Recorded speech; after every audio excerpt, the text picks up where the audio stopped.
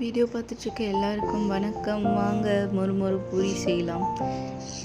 பூரி செய்யறதுக்கு கோதுமை மாவு தான் எடுத்திருக்கேன். சரிங்களா, கோதுமை வளர்ந்து எடுத்துக்கலாம். இந்த கப்பில் 4 கப்ஸ் போட போகிறேன். அதுலேயும் ஃபுல்லாக இல்லாமல் கொஞ்சம் கம்மியாகவே. சரிங்களா, 2 பேருக்குன்றதால கொஞ்சம் கம்மியாக தான் போடுறேன். 1 2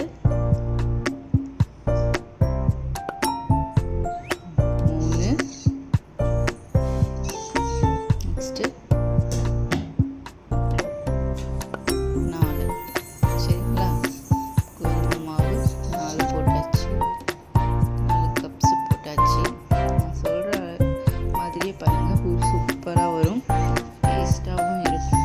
ஸ்கிப் பண்ணாமல் பாருங்கள், அப்போ தான் புரியும். பார்த்தீங்கன்னா தெரியும், கோதுமை மாவு அப்படியே மிஷினில் கொடுத்து அரைச்சி எடுத்து வச்சுருக்கேன். சலிக்கலாம் இல்லை, நல்லா ஃப்ரெஷ்ஷான மாவு தான். சரிங்களா, நாம்ளே கோதுமை வாங்கி நாம்ளே காய வச்சு நாம்ளே அரைச்சி எடுக்கிற மாவு தான். சரிங்களா, கடையிலலாம் வாங்க மாட்டோம், நாம்ளே அரைச்சி எடுக்கிறது தான். இப்போது சால்ட்டு போட்டுக்கலாம். உப்பு தேவையான அளவு போட்டுக்கலாம், அதிகமாக போட்டுக்கூடாது, பார்த்து சேர்த்துக்கணும். உப்பு மட்டும். சரிங்களா, உப்பு கரெக்டாக இருக்கும்னு நினைக்கிறேன். இப்போது இது ஒரு கலருக்கு கிளறி விட்டுடலாம்.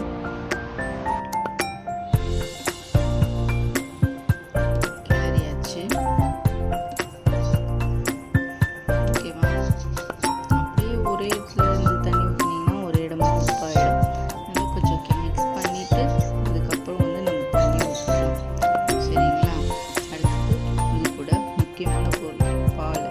கொஞ்சம் பால் சேர்த்துக்கலாம், காய்ச்சி வர வச்ச பால் சேர்த்துட்டு கொஞ்சம் டேஸ்ட்டு வரும். பூரிக்கு கொஞ்சம் மெதுமெதுன்னு இருக்கும், நல்லாயிருக்கும் சாப்பிட்றதுக்கு சாஃப்டாக. சப்பாத்தி கூடயும் சேர்த்துக்கலாம், பூரி கூடயும் சேர்த்துக்கலாம். இதையும் ஒரு மிக்ஸ் பண்ணிடுறேன். கலந்து விட்டுடலாம், நல்லா கலந்துக்கலாம். ஓகேவா, போல் கலந்து விட்டுங்க. நல்லா எல்லா இடத்துலையும் ஸ்ப்ரெட் ஆகிற மாதிரி நல்லா கலந்து விட்டுட்டு அதன் பிறகு சூடு பண்ணி ஆற வச்ச தண்ணி எடுத்துக்கலாம். கொஞ்சம் வெதுன்னு தண்ணி ஊற்றுனீங்கன்னா கொஞ்சம் மாவு நல்லா சாஃப்டாக இருக்கும். அதனால் தண்ணி வந்து கொஞ்சம் காய வச்சுடுங்க. காய வச்சுட்டு அதுக்கப்புறம் எடுத்து ஊற்றிக்கலாம், மிக்ஸ் பண்ணிக்கலாம். கொஞ்சம் கொஞ்சமாக ஊற்றி கலக்கணும். ஃபுல்லாக ஊற்றிட்டிங்கன்னா கொலன்னு ஆகிடும். கொஞ்சம் கொஞ்சமாக பார்த்து சேர்த்துக்கலாம். சரிங்களா, இப்போது இந்த அளவு நான் தண்ணி ஊற்றிருக்கேன் பாருங்கள். எல்லா இடத்துலையும் மிக்ஸ் பண்ணிட்டேன். இந்த மாதிரி இருக்குது. அப்போ தண்ணி பத்தலைன்னு அர்த்தம். இப்போது இன்னும் கொஞ்சம் தண்ணி கூட நம்ம ஆட் பண்ணிக்கலாம். சரி, பண்ணியாச்சு. இப்போ இது ஃபுல்லாக கலந்து விட்டுடலாம். கலந்து விட்டுடலாம். கலந்து விட்டதுக்கப்புறம் பார்த்தீங்கன்னா இது மேலே இருக்க மாவுலாம் நல்லா கலந்தாச்சு. கீழே தண்ணி பத்தலை, இதுக்கெல்லாம் தண்ணி பத்தலை. மாவுலாம் அப்படியே இருக்குல்ல, ஈரம் இல்லாமல் அப்படியே இருக்கு. இப்போ இந்த மாவுலேயும் என்ன பண்ணிக்கலாம், கொஞ்சம் தண்ணி கலந்துக்கலாம். நிறைய ஊற்றக்கூடாது தண்ணி, பார்த்து கொஞ்சம் பொறுமையாக செய்யணும். அப்போ தான் நம்ம டேஸ்ட்டு அதுக்கேற்ற மாதிரி கிடைக்கும். நல்லா ரெட்டிட்டு பாருங்கள், எல்லாம் தண்ணி கலந்து மாவு எப்படி வந்திருக்கு. இதுதான் கரெக்டான பதம். இதை வந்து நம்ம வந்து பூரிக்கு ஏற்ற மாதிரி பிசையணும்.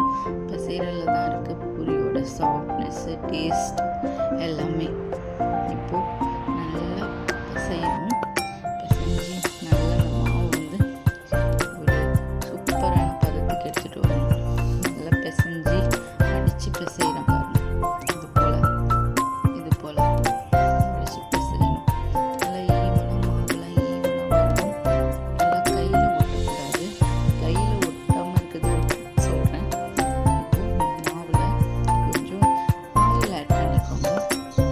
ஆயில் ஆட் பண்ணிங்கன்னா இந்த மாவு பாருங்களேன், இதுலேயுமே ஒட்டாமல் சூப்பராக வரும் பாருங்கள். கையில் எவ்வளோ மாவு இருக்குன்னு நல்லா கவனித்து பார்த்தீங்கன்னா தெரியும். நம்ம கையிலேயும் மாவு அவ்வளோ மாவு இருக்குது. இப்போ நல்லா பிசைஞ்சு தேய்க்கும்போது நம்ம கையில் இருக்க மாவு எல்லாமே எவ்வளோ கிளியர் ஆகிடுமுங்க. நல்லா சூப்பராக வந்துடும் மாவு. பாருங்கள், நம்ம கையை பார்த்தா தெரியும். இந்த அளவுக்கு பிசையணும் பாருங்கள். கையில் ஒரு மாவு கூட இல்லை. எண்ணெய் ஊற்றும் போது நம்ம மாவெல்லாம் சூப்பரான பதத்துக்கு வந்துடும். இந்த அளவு.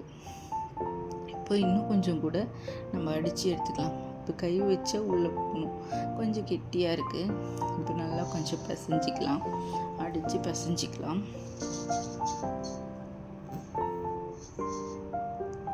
இது போல் பிசைஞ்சிருச்சு பாருங்கள், சூப்பராக வந்துருச்சா.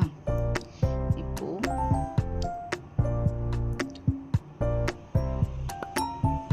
செக் பண்ணி பார்க்கலாம். கை வச்சு பாருங்கள், அப்புறம் மாவு எப்படி இருக்குது அப்படின்னு பாருங்கள். உங்களுக்கு முன்னாடி பார்த்த மாவுக்கும் இப்போ பார்க்குற மாவுக்கும் தெரியுதா டிஃப்ரெண்ட்டு? இந்த அளவுக்கு கொண்டு வரணுங்க. சூப்பராக ஒரு பூரி நல்லா கை வச்சா நல்லா சூப்பராக இறங்கணும். இந்த மாதிரி இருக்கணும். இதுதான் கரெக்டான பதம். இப்போது இந்த மாவை அழகாக எடுத்து வச்சிடலாம். கொஞ்சம் நேரம் ஊற வச்சிடலாம். மூடி போட்டு மூடி ஊற வச்சிடலாம். 20 மினிட்ஸ் ஊறட்டும். அதுக்குள்ளே நம்ம ஏதாவது வேலை இருந்தால் பார்க்கலாம். இல்லைன்னா பூரிக்கு உருளைக்கிழங்கு பண்ணிக்கலாம். இந்த கேப்பில் இதெல்லாம் பண்ணிக்கலாம். இப்போ ஓப்பன் பண்ணி பார்க்கலாம். சூப்பராக ஊறிடுச்சு, மாவு எல்லாம் மிக்ஸ் ஆகிடுச்சு. இப்போ த்ரெட்டு இப்போ நல்லா ஊறிடுச்சு மாவு. ஓகேவா? இதை சின்ன சின்ன பால்ஸாக உருட்டி எடுத்துக்க போகிறேன். இப்போ நான் பூரிக்கு சின்ன சின்ன பால்ஸாக உருட்டி எடுத்தாச்சு. இப்போது இந்த ஒரு பால்ஸ் எடுத்து நம்ம பூரி தேய்க்கணும். சரிங்களா? பூரி கல்லை வச்சு பூரி தேய்க்க வேண்டியது. ஃபுல்லாகவே தேய்ச்சி எடுக்கணும். சரி, நம்ம பூரி கல்லை ரெடி பண்ணுறதுக்கு நம்ம கோதுமை மாவு கொஞ்சம் போட்டுக்கலாம். தான் கல்லில் ஒட்டாமல் சூப்பராக வரும் மாவு.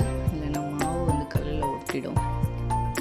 போட்டு தேய்ச்சி நல்லா அந்த பக்கம் இந்த பக்கம் தடவிட்டு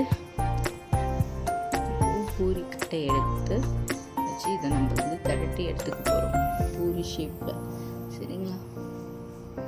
இப்படிதான் பூரி கட்டையை வச்சு தரட்டணும். இந்த பக்கமும் அந்த பக்கமும் இப்படி பண்ணக்கூடாது. சரிங்களா? இந்த மாதிரிலாம் பண்ணக்கூடாது. பூரியை நடு பக்கமாக வச்சு தேய்க்கக்கூடாது. இந்த சைட்லேயும் அந்த சைட்லேயும் 2 பக்கமும் பிடிச்சிட்டு தேய்க்கணும். தேய்ச்சிட்டு இப்போது இந்த மாதிரி தேய்ச்சி எடுத்துக்கணும். இப்போ நம்ம ஷேப்புக்கு ஒரு கிண்ணமோ ஒரு மூடியோ எது வேணால் நம்மளோட விருப்பம் எடுத்து அழகாக ஷேப் பண்ணணும். ஓகேவா? இந்த மாதிரி தான் ஷேப் பண்ணணும். ஷேப் பண்ணிவிட்டு இப்போ நான் திரட்டி வச்சுருக்கிறதுல 2 பூரி எடுக்கலாம். இப்போது 1 2 சரியா 2 பூரிஸ் எடுக்கலாம். இப்போ பூரியை ஷேப் பண்ணியாச்சு. பூரியை கட் பண்ணிக்கலாம். இதே போல் தான் ரவுண்ட் ஷேப்பில். அப்போ தான் நம்மளுக்கு பூரி ரவுண்ட் ஷேப்பில் கிடைக்கும். இப்போ பொரிச்சு எடுக்கும்போது இந்த மாதிரி லைட் எடுத்திங்கனாலே வந்துடும். ஓகேவா? இந்த மாதிரி சூப்பராக இருக்குல்ல? இதுதான் ஷேப்பு, ரவுண்ட் ஷேப்பில் வந்துடுச்சா. ஓகே, இதுக்கு நம்ம வெறும் மாவு தடவி வச்சிடணும். அப்போ தான் நம்ம ஒன்றோட ஒன்று திரட்டி போடும்போது ஒட்டாமல் இருக்கும். வச்சுக்கணும். சமையல்லாம் ஈஸிங்க, சூப்பராக கற்றுக்கலாம். அது பெரிய விஷயமே இல்லை. இந்த மாதிரி தான். ஓகேவா? இதே போல் பூரி இந்த மாதிரி திரட்டி வச்சுருக்க எல்லா பால்ஸையும் இந்த மாதிரி திரட்டி எடுத்துக்கலாம். பூரிஸாக எடுத்துக்கலாம். ஓகேவா? எடுத்துகிட்டு ஒன்றோட ஒன்று வைக்கும்போது இந்த மாதிரி மாவு தடவி எடுத்து வைக்கணும். அப்போ தான் ஒன்றோட ஒன்று ஒட்டாது, சூப்பராக வரும். ஓகேவா? இப்போது நம்ம மீந்த இந்த மாவை வேஸ்ட் பண்ண வேண்டாம். அது இன்னொரு பூரி கூட நம்ம செஞ்சுக்கலாம். இந்த மாதிரி எடுத்து வச்சுட்டேன். ஓகேவா? பார்த்தீங்களா? எல்லாத்தையும் திரட்டி எடுத்து வச்சாச்சு. பூரி ஷேப்பில் எடுத்து வச்சாச்சு. இப்போது ஒரு வானல் வச்சு இப்போ பூரி எல்லாத்தையும் பொரிச்சு எடுக்க போகிறோம். ஓகேவா? வானல் வச்சாச்சு. வானல் காயுது, நல்லா சூடாயிடுச்சு. எண்ணெய் ஊற்றியாச்சு. எண்ணெய் சுட்டுருச்சான்னு பார்க்கணும். பார்த்துட்டு எண்ணெய் சுட செக் பண்ணுறதுக்கு சின்னதாக போட்டிங்கன்னா மேலே பொரிஞ்சு. ஓகேவா? இப்படி வந்ததுன்னா எண்ணெய் நல்லா காஞ்சிடுச்சுன்னு அர்த்தம். அப்போ அடுப்பை கொஞ்சம் ஸ்லோவில் வச்சுடுங்க. ஏன்னா ரொம்ப காஞ்சிடுச்சு எண்ணெய். இப்போது பூரி போட்டுடலாம். போட்டுட்டு நம்ம பொரித்து எடுத்துடலாம். பூரி பாருங்கள், ரொம்ப சூப்பராக வருதில்ல பூரி. இந்த மாதிரி தான், இந்த மாதிரி சைடு பை சைடில் திருப்பி விட்டணும். ஒரு ப்ரெஸ் கொடுக்கணுங்க, பூரி மாவு போட்டு ஒரு ப்ரெஸ் கொடுக்கணும். அப்போ தான் பஃப்னு வரும். இந்த மாதிரி ஓகேவா? கொஞ்சம் நல்ல ப்ரௌன் கலரில் வந்து வரணும். அப்போ தான் பூரி சூப்பராக இருக்கும் சாப்பிட்றதுக்கு. சரிங்க, ஒயிட் கலர்லேயே இருந்தால் நல்லா இருக்காது. அப்போ தான் நல்லா சூப்பராக இருக்கும் மொறுன்னு. போல் எல்லா பூரியும் நம்ம இது போல் திரட்டி வச்சுருக்க எல்லா பூரியும் இது போல் நம்ம சுட்டு எடுத்துடலாம். சூடாக வேணுன்னா கூட அப்புறமா நீங்கள் போட்டு கொடுக்கலாம். பார்த்தீங்களா, நம்மளோட சூப்பரான மொறு பூரி ரெடி ஆயிடுச்சு. இதுக்கு உருளைக்கிழங்கு சாதம் தான் சைட் டிஷ்ஷு.